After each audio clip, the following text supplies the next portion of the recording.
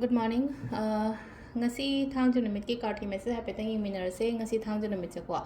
akhoi kaino number ahamba da number se 93 lede aduga color na amuba natraga make machu gumba kai gumba da minus na bi ko black ko purple gumba kai gumba da minus shape pe ko do Saturday banina hadi Saturday ritual loina to biro ko Saturday ritual haiba gadi hadi cleansing gumba kai gumba su gumba me am se ko hadi aina salt water gumba to roga hadi thum katang ha paga white sheet pataiba even iru jaba khot ko adumba me am loin to biro ko thaba khala ga ekta to hodren su khala se thaba khala dum to be ko white taiba na ta iru ja thoko to ko matam da thum katang ha paga hola de long karpur gumba kai gumba mai thado pa de mai than ba khot pa ma pan da nung dawaram adugi pot me am do loina to biro ko aduga sum relationship fataba khotaba ga aina sum haiba se aina ko hadi singumba kick to ko se ko keno toroga Saturday se ko phajana cleansing toroga hadi apoi phong phanung imung manung loina ma ko dai toroga ado ahamba da koi card ki message yang se ko aduga timing aphaga so hai petang haijara ge koi meam da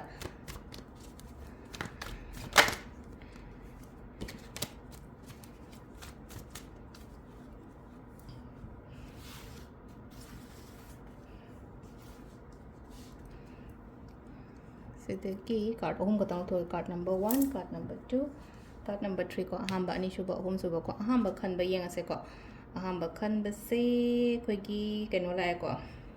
tha la ko hadi tha the moon hai ba la ko the moon se kitang le no ko pung shi ba ko pa mai na katang phau ba yai ko ngasi se le no ko hadi emotional oi bani khang de amani khang de nuai ta ba me ama ma hai do ko di ya da ba ko ta ba khara du mai na khara le gani ko isha se da ko aki bani khang de pakhat bani khang de ko hadi sum wakan se za sum khara khan ba yai ko ado khan ga no ko shu ko khan ga no hai ra ga di ko khan ga no hai ba gi atra di ke na sum phata ba sum akoi na khan ma matam da hadi phata ba do ina attract to reina khoi gi life ta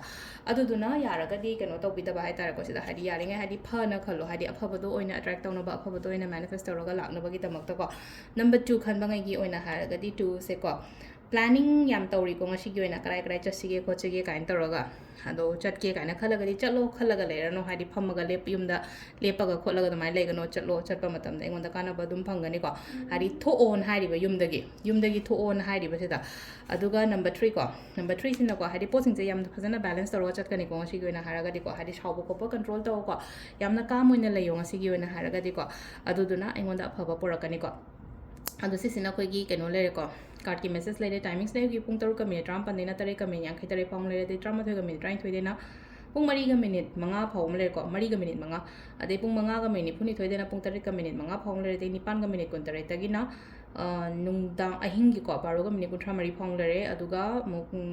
ahing nongalam dai har sene ko ahung ka minute ram pan dena 3 ka minute phuma thoi phawm le ko sisina koi gi ngasi gi oina phaba timing ko adu sida le re koi gi daily card message se ma'am thank you